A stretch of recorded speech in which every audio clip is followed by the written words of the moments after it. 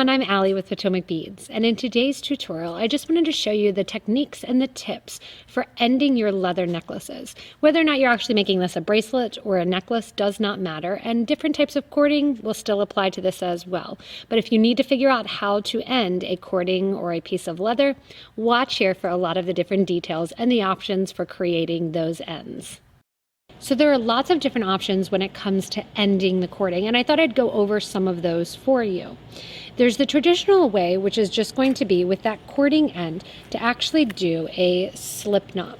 The slip knot will be done and tied on both sides of the pendant, and it'll allow you to slip the cording along the ends. For a slip knot, you simply tie a regular knot, one around one side of the cording, and then double it over and tie the other around the other side. If you need to see how to do an actual slip knot, we have a YouTube video on that as well. Another way to end the cording is to simply tie a knot. If you're going to do something that's long enough to fit over the neck or over your head if you're doing a necklace, you can simply tie and grab both ends and literally tie a plain knot. And depending on the cording, like this suede, it'll look good in the back just kind of hanging there. You bring both ends through and then do a little tie. It'll have that little tie in the back, and you can slip the leather cording or the necklace over your actual neck. If you don't want to do that, there's many options to actually end the cording or the leather. One that I'll show is here with this tribal cording is an actual glue-in clasp. So this is a glue-in magnetic clasp, and we have them in a number of different varieties and shapes and different sizes that go with different size beads. For that, I would recommend using E6000 glue or actually the Loctite glue in order to glue the pieces inside to the ends of the cording. Not interested in actually gluing the endings in, one thing you can do is actually use a fold-over crimp. There's a couple different styles of fold-over crimps, including this leather fold-over or ribbon fold-over, which was used here with the natural cork cording.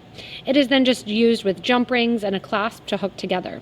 This one here is the width of 2 pieces of that cork cording and flattened nicely on it.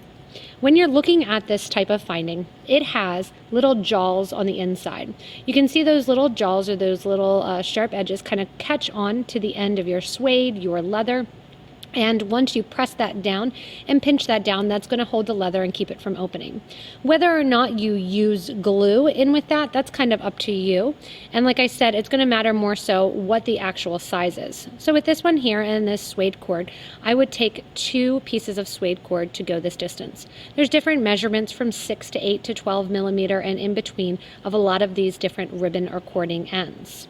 In addition to this flat style, where I would put a little bit of glue, then put my edges in, and then you're simply going to take a needle nose pliers and flatten out that piece. That's going to then hug around the actual ending, and you can see the jewelry there. In addition to this ribbon style ending, there's a couple different style endings that you can use.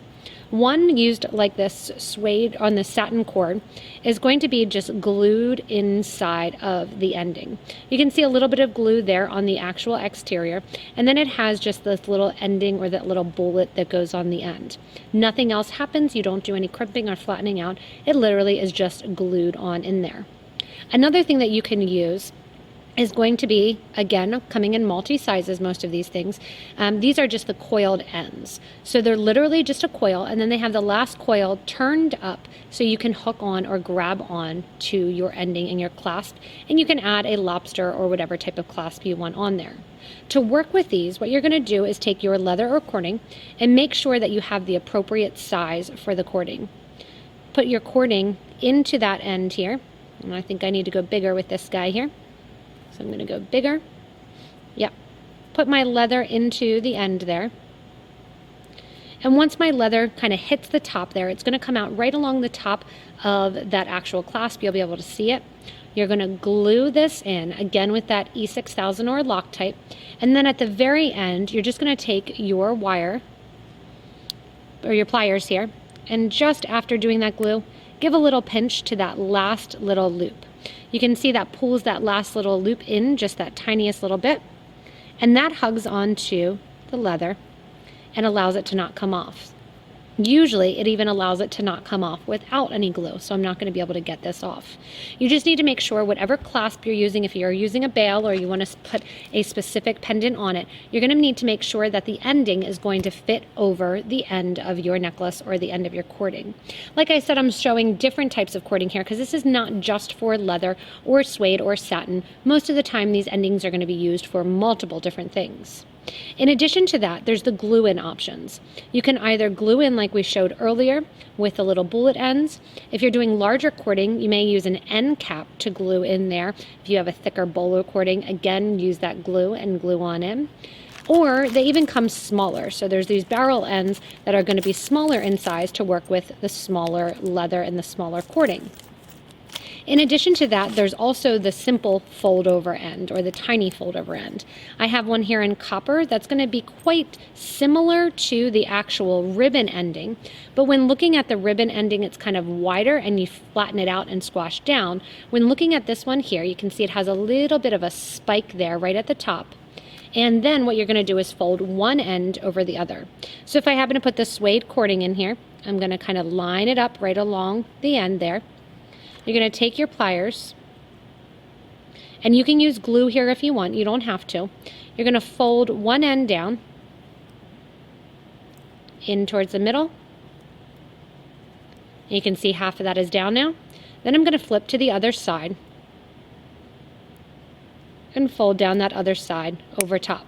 Sometimes it'll go over top, sometimes it'll go right beside, depending on the size of cording that's inside of that loop there. That ending is now done. That sharp little piece right there at the end is holding that cording in. And again, if you want to use some actual glue, you can use some actual glue for that ending as well. So we have all different kinds of ends that you can use for ending that cording. In addition to that, a round cording can be used with a rubber stopper bead.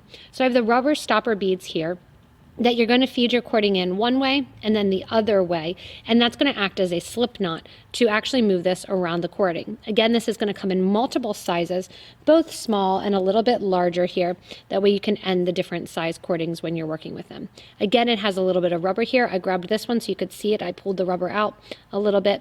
You can see the rubber inside of there, and it's going to work the best with round leather or round cording because it needs a little bit of a slippable surface to work on. In addition to that, there's the old-fashioned way too of ending any leather or cording. You can take the leather or cording, put it through a large crimp like this tiara cast large crimp, and then just flatten it out.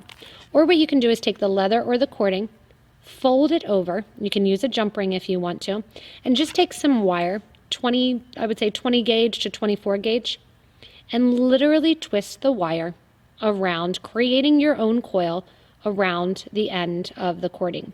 This can be done really, really simply. You don't need to know the size of the cording. You don't need to know the size of the cap. And then all you're going to do is cut off the extra wire. So you're basically creating your own coil. The way that this would be used then after creating and cutting off the wire is that you'd put your jump ring inside there and you create that nice leather end.